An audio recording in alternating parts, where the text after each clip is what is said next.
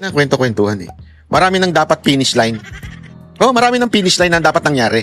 Inaantay lang ang pagtayo ni VP Sara Duterte.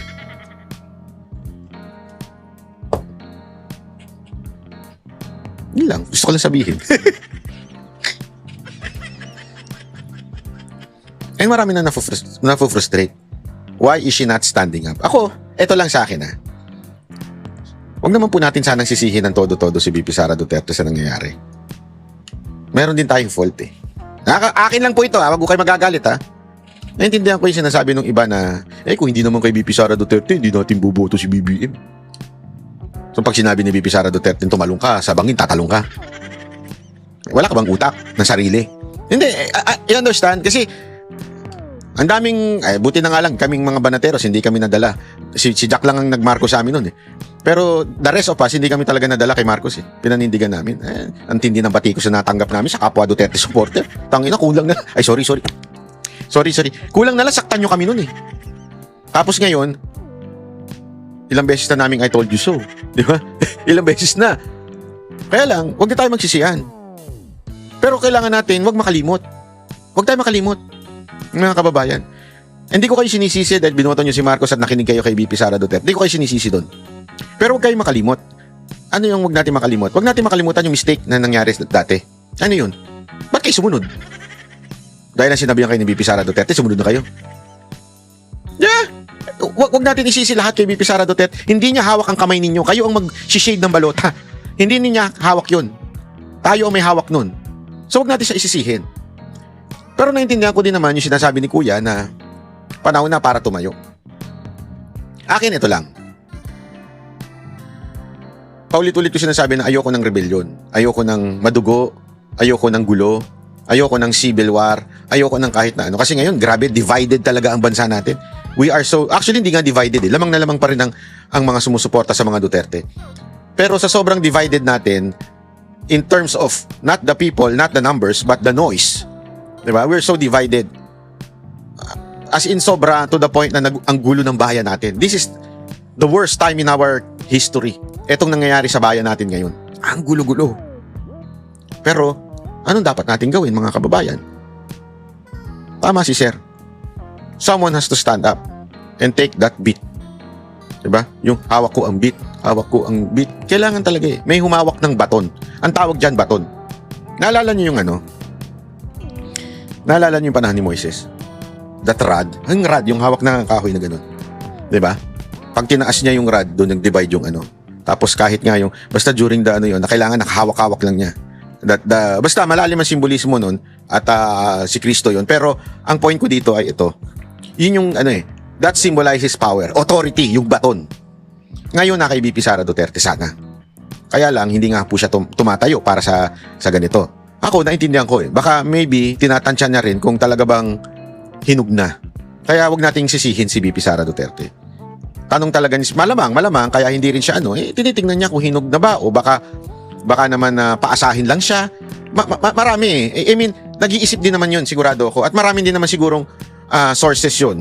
Maybe that's why. But if there is one thing na nakikita ko ngayon, that bit o yung baton na tinatawag ay na kay Cayetano. Ito in my own perspective not because I'm close to the Cayetano. I'm close din naman tayo sa mga Duterte. Diba? At alam na yan. Loyalty ko, alam ng lahat yan, lalong-lalo na sa Duterte family. Alam ng Duterte family that the Banateros are really for the Duterte family. Their kind of leadership ang gusto namin. No, nothing else. Alam yan. Hindi na yan maki-question. Yan ay talagang we are in the kind of leadership of the Duterte family o Duterte politicians. Yan ang talagang sigurado. Banatero solid yan. Kaya lang ngayon, nakikita natin. Ito, basa ko lang ito mga kababayan. Basa ko lang sa mga nangyayari. Alam nyo, nung una, nakikita ko nga kahit yung mga komento ng iba nating mga Duterte support, hindi ko na lang papangalanan nung una walang believe kay Cayetano eh. Marami dyan sa inyo, hindi believe kay Cayetano. Galit pa. Kawatano. Galit na galit kayo kay Cayetano nun eh. Pero nakita ninyo kung paano naging tapat si Cayetano sa kanyang sinabing, I will never leave Duterte, ever. Siya lang ang talagang lumaban ng todo eh. Could you just imagine? Most of Duterte's ally. Kahit nga, isipin nyo, si Matibag, dati sekretary ni Duterte si Anyo, sino pa ba? maraming mga, hindi ko na lang papangalanan yung iba, maraming mga sekretary si Pangulong Duterte na ngayon nagsisilbi kay Marcos. Ang hindi talaga umiwan na sekretary niya at malapit na malapit sa kanya ay yung pinili mismo ni Duterte. Kaya kami nakita akong reels, sabi doon, hindi nagkamali si Pangulong Duterte sa pagpili kay Cayetanong vice presidential candidate noong 2016. Noong una, hati ang paksyon. As a matter of fact, meron yung ALDAB, di ba, yung kay Marcos. Gusto nila. Yung dati nga, hindi ko pa nakikwento sa ito, bastos yung mga yun Dati, event ng Duterte Cayetano, Dukay, campaign, papasok yung mga ALDAB, manggugulo. Sasaksak sila pagpipilitan nila si Marcos ang vice president. Diba naalala nyo, nagkaroon pa ng issue yan noon? Doon sa rally, hindi hindi pinakyat ng stage yung mga senators na candidate ni Pangulong Duterte. Alam niyo kung bakit? Kasi hindi nila sinusuportahan yung Dukay, gusto nila umakyat sa stage.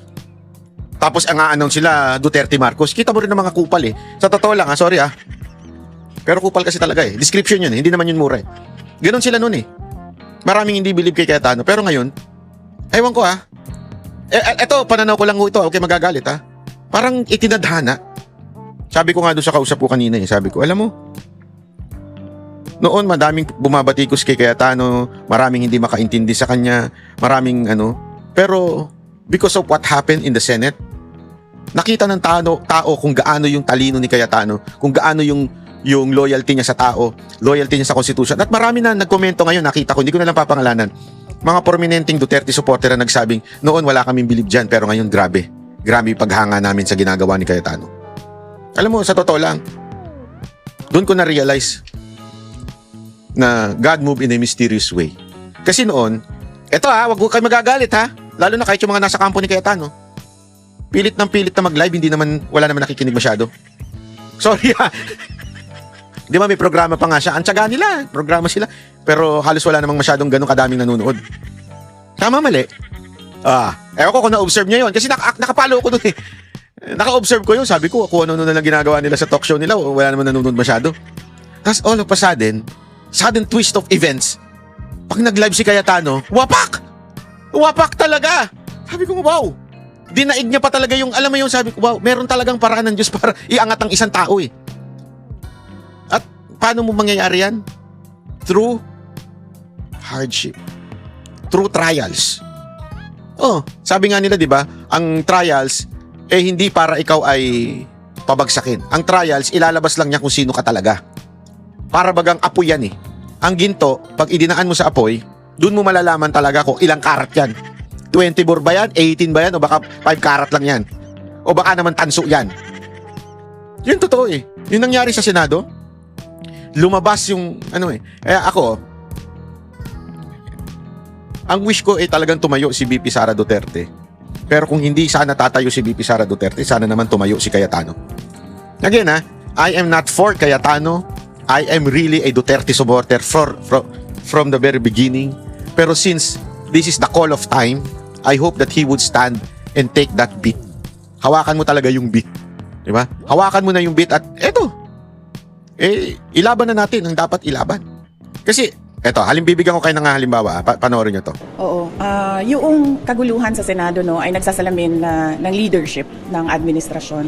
Yung kaguluhan at kawalang direksyon ng ating bansa ay nagsasalamin ng kung ano yung klase ng leadership meron ang nakaupo sa palasyo at ng ating administrasyon. Dahil lahat naman ng tao nagre-recognize sila ng kung ano yung direksyon ng isang leader. Pero kapag wala yung direksyon, wala yung vision, ay nagkakanya-kanya talaga ang mga tao. Yan yung nakikita natin hindi lang sa Senado, but sa buong bansa. So, dalawang Senate President, si Acting Lingga Chelengzi, ano mensahe sa kanila? Wala akong individual na mensahe para sa ating mga miyembro ng Senado, pero dahil sila ay hindi dalawang grupo kundi isang institusyon, ay dapat pag-usapan noong 24 kasama yung mga nakulong kasama yung nagtatago kung ano ba dapat ang prioridad ng kanilang institusyon at ano yung kanilang trabaho na naaayon sa ating saligang batas. Dito para sa iyo, legal ba yung naging quorum ng Gatchalian Bill? Wala akong legal na opinion sa mga pangyayari. Mas mabuti sana kung meron o masasagot ng Korte Suprema kung ano ba talaga ang i-recognize at ano ba dapat ang ways forward ng ating Senado. Ayan yung statement ni BP Sara Duterte na meron tayong mga ilang kababayan na medyo nalangmihan kasi lahat tayo nakikipaglaban na illegal, ang constitutional yung 12-0, para bagang gumitna pa si BP Sara at hindi niya binigyan ng diin na 13-0 is the Constitution. Although sinabi naman niya na Supreme Court ang dapat magsabi niyan, pero gayon pa man, yan yung mga pagkakataon na sinasabi nga nung ni Tatang. Yan, sorry, hindi ko kilala si Tatang, pasensya na, mahina ako sa pangalan. Malamang nakasama ko nito, pero dahil sa hina ng aking memory sa pangalan, di talaga makakalimutan ko. Pagpasensya na po. Pero tulad nga na sinabi ni Tatay, na para bagang, ito yung mga pagkakataon na kailangan may tumayo. Di ba? Instead na sanang tinayuan ni BP Sara Duterte ito, tila para bagang gumitna pa siya. Yun yung marami nagsasabi na nafu-frustrate sila. Ako kasi siguro, pagpasensya nyo na dahil medyo siguro busy siya sa impeachment kaya at hindi din naman siya pwede magkomento dahil baka naman sabihin na meron siyang kinakampiang senador at baka makulayan pa. Yun ang para sa akin ha.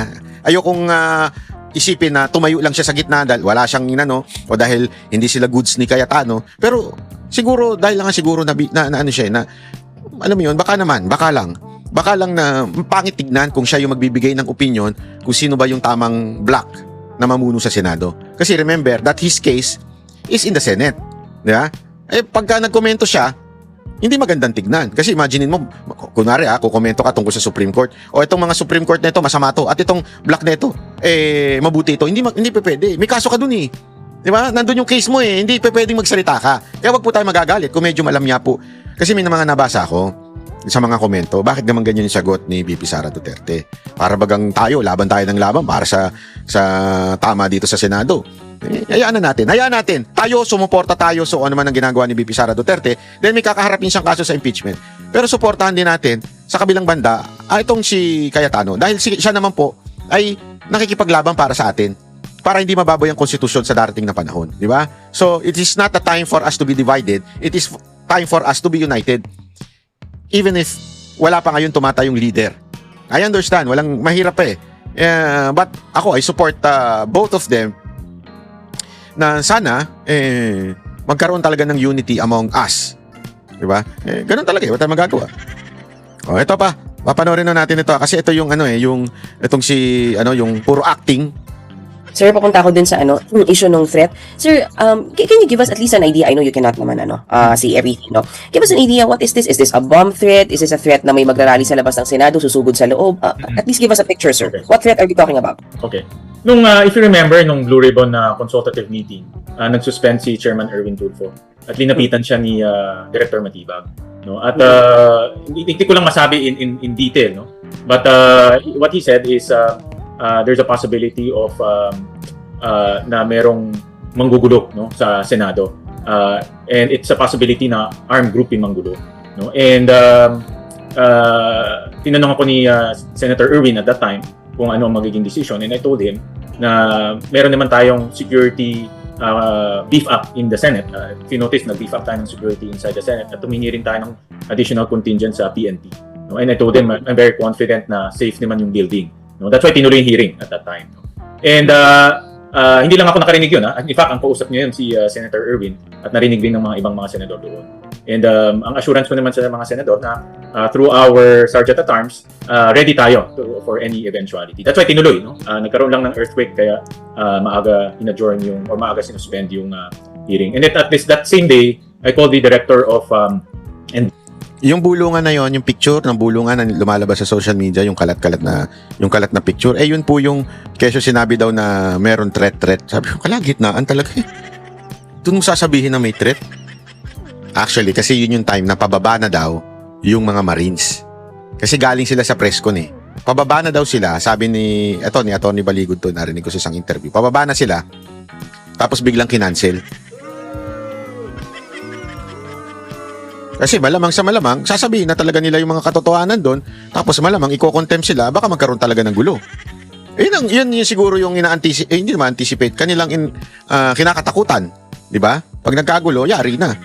Kaya mag-imbento na lang tayo ng threat. Hindi naman yun na siguro sinabi niya. Pero sinabi niya, may threat. Biglang tinigil. Yun yung pababa na. Kasi remember, ganito ang nangyari. Kasi pag bulaanan natin yung sinasabi nila, bakit di umattend yung mga Marines? Nagpunta naman sila doon, ba't di sila umattend? Yan yung mga, mga sinasabi. Hindi yung totoo yun.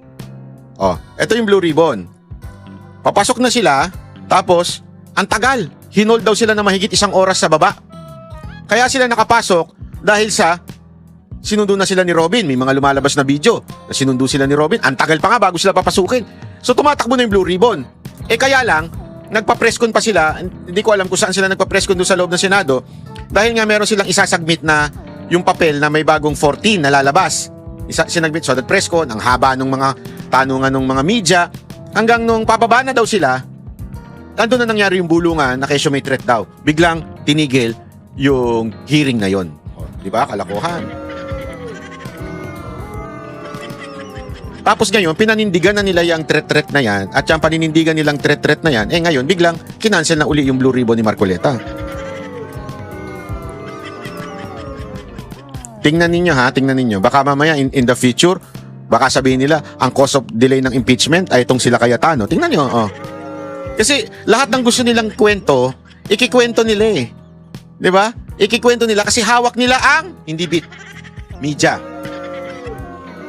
Kung si Cayetano hawak ang bit, etong mga Senate of the Malacanang ay hawak naman ang media. So kahit anong kasinungalingan ang kanila pong sabihin, sila ho ay papanigan ng media at yun ang pauulit-ulitin. Ulit na nga natin sinasabi na pag ang isang bagay na kasinungalingan ay paulit-ulit, yan po ay mumukhang totoo na. So yan ang paulit-ulit nila sinasabi, may threat, pero wala naman tayo nakikita ng threat. Gumawa kayo ng threat nyo, asan ang threat? Diba? Hindi ko talaga alam para ma-cancel yung mga hearing supposedly, yung pag-atake ng NBI, yung hearing ng flood control, ano pa? Gusto nyong cancelin? Hanggang hindi nyo pa makasuhan at mapakulong yung ibang mga nasa majority para bumaba ng bilang na magkukunbi kay BP Sara Duterte. I-style ninyo, bulok.